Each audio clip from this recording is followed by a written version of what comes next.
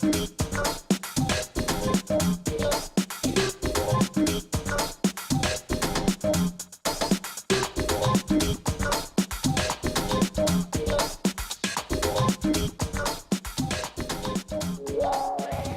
everyone, it's good to see you. Thank you for joining us on Managing Your Wealth. I'm your host, Deborah Frazier. Welcome to our program. The goal of our program is to bring timely and relevant information on wealth management topics to you, our audience, and to interview guests who can help you make better and more informed decisions around managing your wealth. Our topic for discussion today is the affordability of New Jersey. And here to help us discuss this exciting topic is Michele Siekerka, who is the president of NJBIA, the New Jersey Business and Industry Association. Prior to assuming her role as president of NJBIA, Michele was the deputy commissioner of the New Jersey Department of Environmental Protection, and before that she was the assistant commissioner for water resource management. And I have to mention, you were also on the special task force for helping out with Superstorm Sandy. Mm-hmm. Michele was also recently acknowledged as one of the state's most influential people in New Jersey by earning a spot on the coveted NJBIA's Power of 100 list. Mm-hmm. So congratulations on that, Michele. And of course, I could go on. I will say Michele received her Juris Doctorate from Temple University and her Bachelor of Arts degrees in Political Science and in German from Rutgers University. And now she's heading one of the most powerful business advocacy groups in the state of New Jersey. So Michele, thank you for joining us today. Pleasure to join you today. Okay, so you joined NJBIA about 2 years ago. Yes. And what attracted you to this role as president of NJBIA? Well, you said it best when you started. NJBIA is the most influential voice for business in the state of New Jersey. Mm-hmm. We represent 20,000 businesses across the state of New Jersey. Mm-hmm. And I always like to emphasize that the overwhelming majority of our members are small business. Mm-hmm. 80% of our members are 25 employees or less. So we like to say that we are the biggest, baddest voice for small business in the state of New Jersey. Wow.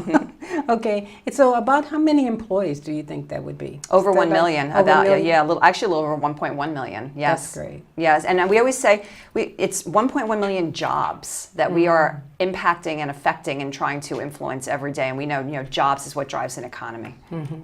So when you first joined the organization, what was your most important goal, personal goal that you had, what you wanted to accomplish, and have you accomplished that first goal yet? Yes. So I think a challenge, when you come into an organization, there's a lot of priorities that you want to work on inside and outside of the building, mm-hmm. right? But I think one thing is BIA is so well respected for the advocacy and for the role we play in advocacy. But oftentimes it's very difficult for people to understand the intricacies of advocacy. Mm-hmm. So we coined this term contextualization, and one of our major goals was contextualizing our efforts on behalf of business in our advocacy role, and then showing how that strengthens New Jersey businesses and how what we do every day on our advocacy actually helps to strengthen New Jersey businesses and therefore strengthen New Jersey's economy. So can you give me an example? Absolutely. So when we talk about things that drive up the cost of doing business, if we can hold off, for example, there's a bill right now that has been floating around for the past couple of years, unpaid sick leave. Mm-hmm. Okay?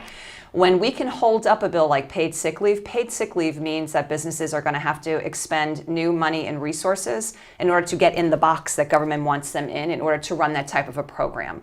Over 70% of New Jersey businesses already provide a paid time off policy or paid sick leave policy.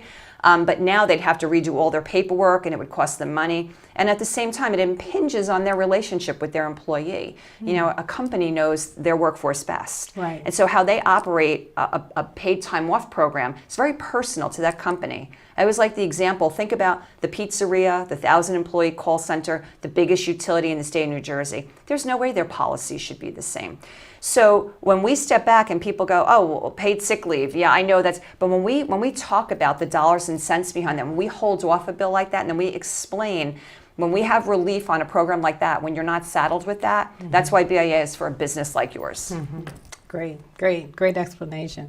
So we're also going to have a timely discussion about the the new 23-cent gas tax. But in a moment, but before we go to that, you've said before that New Jersey has just about the highest cost of living Yes. Of any state in the nation. Why is this the case? Predominantly, it's taxes in the state of New Jersey. So pretty much any list that is out there, New Jersey is either number 1 or number 50. Unfortunately, that's not on the good side of that list, right? So we are by far number 1 highest in property tax, Right. sales tax, corporate business tax, estate and inheritance tax. Unfortunately, I could go on. Okay, and when you add all of those together, it's an overwhelming burden on New Jersey residents. So what we seek to do every day is work on issues that will help to bring comprehensive tax reform, which directly impacts affordability in the state of New Jersey. Okay. Actually, I took a look at the Tax Foundation report and Yes. our ranking.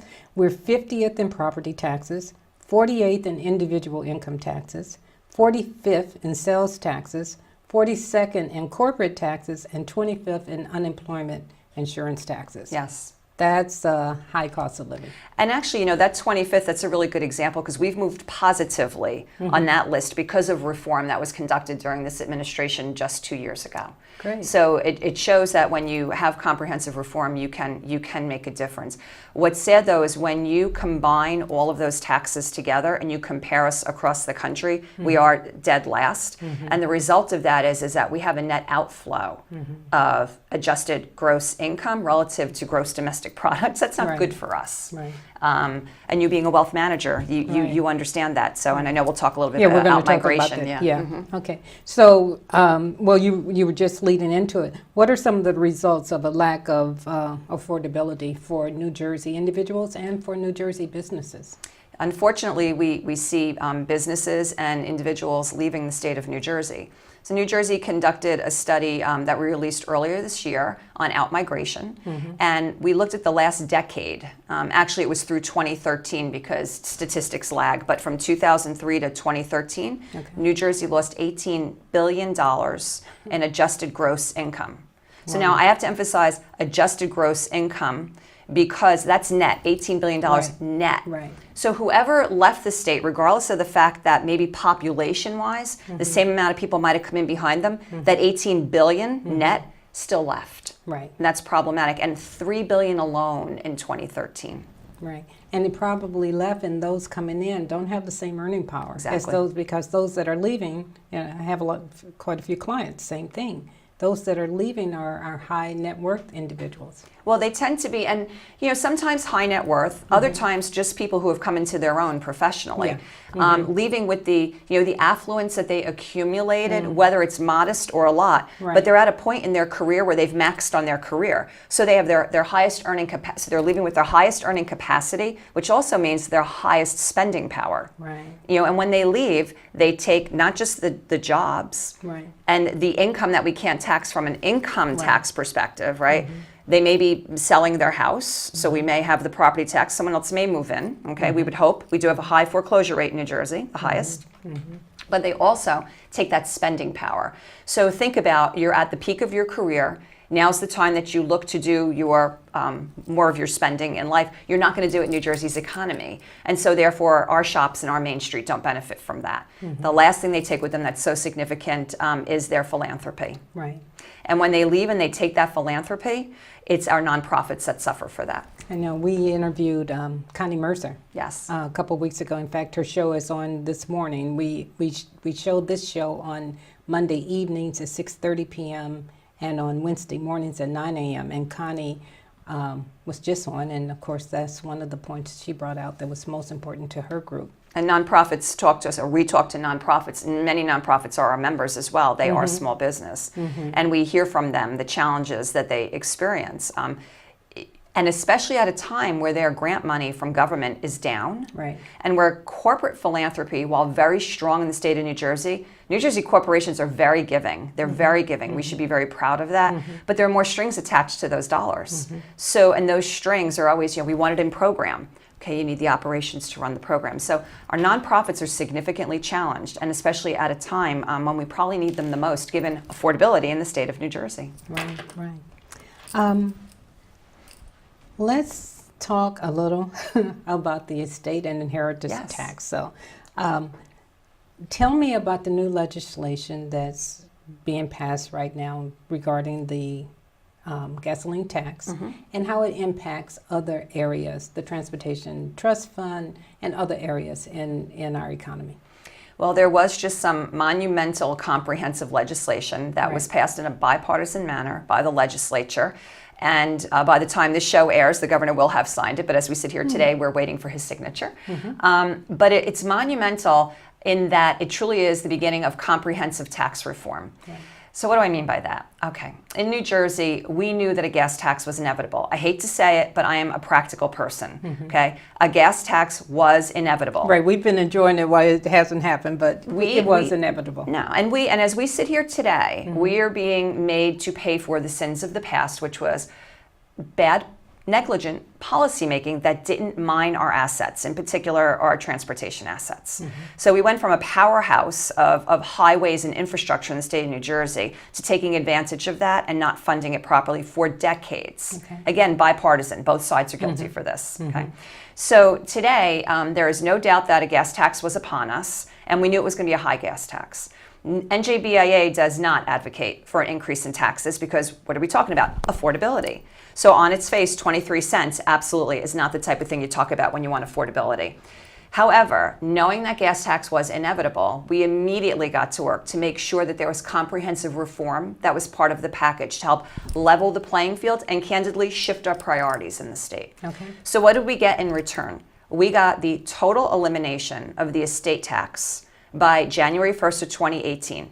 Total elimination. That's amazing. It's amazing. Now in 2017, it'll go up to $2 million from $675,000, the lowest in the country. We'll go to $2 million, and the following year, eliminated, gone. That is a significant tax that our members tell us is a factor for them leaving the state of New Jersey, in particular, family-run business. So give us an example of that. I know that's a critical issue. It is. Family-run business. They tell us when they do their business succession planning is their family, next generation. Estate tax falls on next generation. So now when a business owner is contemplating the next step in their business, God forbid, the first thing they say is, if I get hit by the bus tomorrow, my son, daughter, is going to have to sell business assets to pay the estate tax bill first because we don't have liquidity in the business.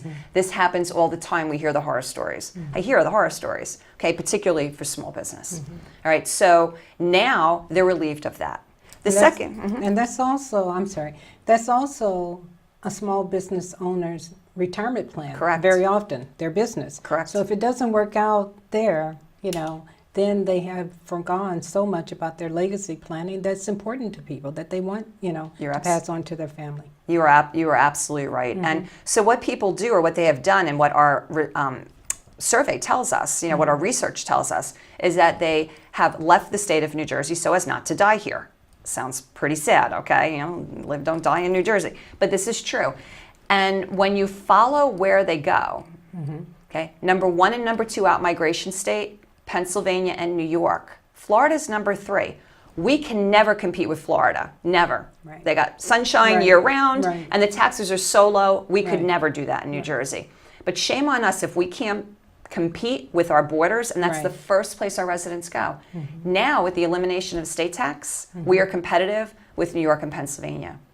Second to that is this legislation also included relief in that it raises the exemption on retirement and pension income tax. Right, very critical. So tell us about that. Well, within 2 years, you will have an exemption level of $100,000 per couple in New Jersey, which is huge. That's huge. Today, an individual exemption is $15,000. That's going up to $50,000. An individual was $25,000 or $30,000. That's going up to $100,000.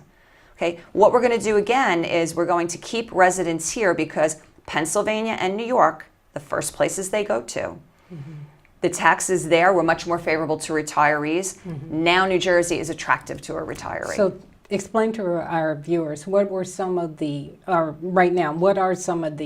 retirement assets that are taxed in New Jersey? Oh, today, your 401k, your Social Security, your 401k. If you have your pension, absolutely. So all the money you've put aside for savings, we are now taxing in New Jersey, whereas other states don't. Right.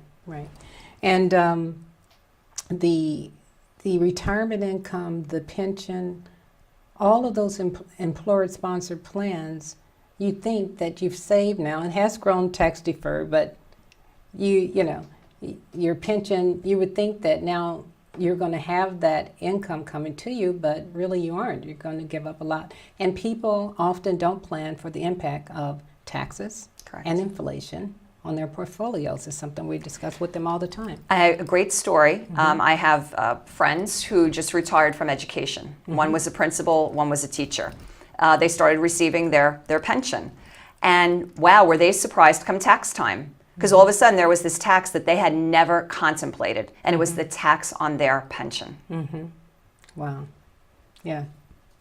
Okay, so what are some of the other areas? So we've looked at estate taxes. We've looked at the tax exclusion on retirement income. How about sales tax? How was that impacted? Yes, there were other parts of tax reform in this comprehensive bill. So sales tax will go down in New Jersey. It's going to be two steps. First, it's going to go down. So right now it's 7 cents on the dollar, 7%. Right. It's going to go down to 6.85, Right. and then it will finish at 6.65. Right. Now, yes, that doesn't sound like a lot of money. Okay.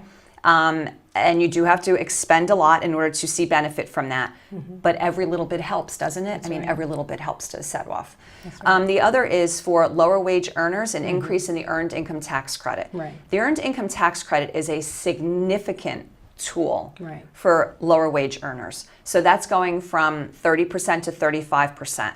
Again, that's money coming right back to them that they can appreciate and that they can then use in our economy, in New Jersey's economy, to help pay their bills and hopefully a little more. Right. And then the last is there's a brand new exemption for veterans of $3,000 a year. Right. Right. So that's good that our veterans are included. So what is the cumulative impact in dollars of this bill, and how is it going to impact the Transportation Trust Fund itself? So a few parts to this. The gas tax is meant to go exclusively toward infrastructure projects, long-term capital improvement for infrastructure projects. Now, unfortunately in New Jersey, our Transportation Trust Fund, you think trust fund means it's trust, right? It's trust, it's locked up. Historically, unfortunately, we found a way to unlock that trust, and that's why we've had so many problems, because we've gone in there, we've raided the fund for general operating purposes in the state of New Jersey. We can't let that happen with this money. Right. All right. We had courageous legislators that stuck their neck out in order to raise the money needed for good long-term infrastructure improvement. We need to mine that money now. We need to mine those assets. So number one, on the ballot this year is a question asking you to lock up that money. So there will be a question to amend the Constitution to say any money that is derived through gas tax be constitutionally dedicated Right. to the Transportation Trust Fund Right. for long-term capital improvement. We must vote yes. Okay? Our citizens don't trust Trenton. They tell us every day, if you don't trust Trenton, you must vote yes on that ballot question. That's very, very important. Okay. Right. So this is a timely show because that'll help you get the message out. Absolutely. Anything else you'd like to say about the gas tax or the Transportation Trust Fund? Well, on the other side, this tax reform does leave a hole in our budget. Okay. It leaves a significant hole in our general fund. What I would say to that is we need to be very conscious of how we're going to spend the next few years and be austere. I challenge us to be austere. We can't raise taxes in other places next year when we say we knew we were going to have a gap. Okay? We made a commitment today, and we made a commitment in the face of knowing that we're going into a budget year next year that will have a gap in it. And I challenge us all across our economy in terms of what we spend government dollars on to be austere and find a way to do it, because I truly believe that if we can get through 2 or 3 years more austere, the economic activity that we are going to reappreciate in New Jersey as a result of the reform we just discussed, our economic activity is going to lift up and thrive, and I think we'll be in a good place once we get over the bubble. Do you have 1 or 2 quick examples of how we can be more austere? Well, there's a lot of spending in government that some would suggest is not a priority for the state of New Jersey. Okay. Now, public safety, health, welfare, education, these are all significant areas. Even in those areas, though, we need to look at how we can hold the line a bit. Property taxes in the state of New Jersey and tax that we take from the general fund to go and offset taxes to districts all around the state of New Jersey. There's discussion now around our school funding formula. I am a #1 champion for education and good education in the state of New Jersey. We have the best K-12 district state in the country, if not the world. We pay a premium for it. We're willing to if we have a good product, but our premium has become a super premium that we can't afford. And unfortunately, we have Abbott districts in the state of New Jersey that are still defined Abbott districts that absolutely do not meet today's definition. And a great example is Hoboken. Wow, we could have many shows. Yes. Let's see if we can switch the conversation a little bit. Minimum wages. Yes. I know you're a big advocate that opposing the bill. So why do you oppose the bill? Explain it to us, Yes. please, and then let us know why you oppose it and maybe what your stance is, what you think can be done. Sure. So let me start by saying nobody wants to see a single resident of the state of New Jersey live in poverty. Right. Absolutely not. That is not good for New Jersey's economy. It's not good for our residents. It's no quality of life. Right. The answer to that, however, is not artificially inflating the value of a market rate job. Okay. So what the better answer is So artificially inflated. Sure. $15 is artificial. It's an artificial number. It is a good soundbite for a national movement called Fight for 15. Because people say, well, what's the magic of $15? Candidly, $15 an hour doesn't do it in New Jersey. The United Way Alice report out of northern New Jersey, United Way, they did a report on asset-limited individuals. And they found there that $15 does not define survivability in the state of New Jersey because of affordability or lack thereof in New Jersey for all the things we're talking about. Okay, Right. So we think that a better answer and a good place to continue a good discussion is on workforce development. Okay. Let's incentivize and continue to support and fund workforce development skill building all through our educational process, because then what you do is you take an entry-level person, you build their skills, they now have the skill set to garner the $15 minimum wage. Okay. Minimum wage was always meant to be an entry point into the economy. We know this is the American dream. Start at the bottom, climb the ladder. And there's a ladder for every single job in the state of New Jersey. I have a great example of a young man who started at the counter at Chick-fil-A, worked there all through school, paid for his own school, took out his loans, went the whole way, okay? Graduated from the counter to a supervisor to a manager. Today, he is a senior manager in Chick-fil-A, and he's looking to purchase his own franchise. Wow. Okay, That's a great so story. even the counter person has a ladder if the skills are built. So let's focus on building skills as opposed to artificially inflating the value of a job. And one other important piece to this is when we artificially inflate the value, when we say the counter job is worth $15 with zero skill, we've reset every other position in every industry in the state, not just in the Chick-fil-A, for example. Right.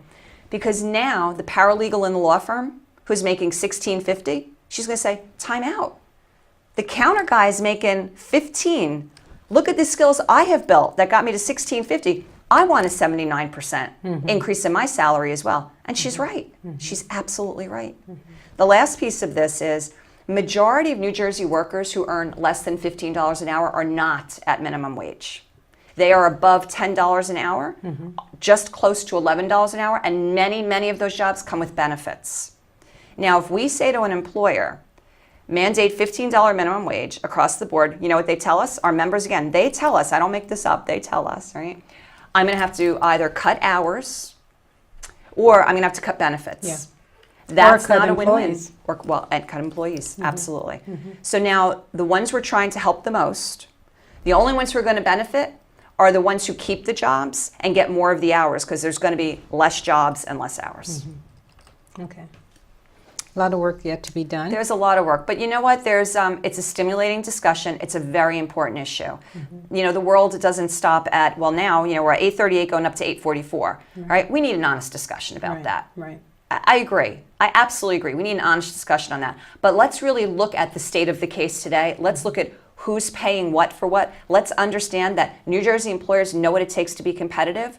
They provide attractive wages and attractive benefits to get good employees. So let's make sure there's a workforce for them to pull from in order to see people come at entry level and work their way up. Okay. And we only have a few minutes left. It's going so quickly. But that's a nice segue into Opportunity New Jersey, Yes. because the conversations that you're talking about, it definitely has to come from both sides of the table. It has to be bipartisan, and people have to really get involved. So it sounds like Opportunity New Jersey is one of the forums that has been created to help promote those types of discussions. Tell us about it. Yes, so Opportunity New Jersey is in the tax term, it's a 501c4. But what that means is that it's a grassroots education organization whose purpose is to educate all New Jersey residents, not just business owners, okay, but all New Jersey residents, in particular their employees who are residents, about the impact of state policy on them as individuals and residents of the state of New Jersey, and then empower them that when they see that policy isn't moving in their direction, to pick up the phone and call their legislators and say, that's not going to work for me and here's why.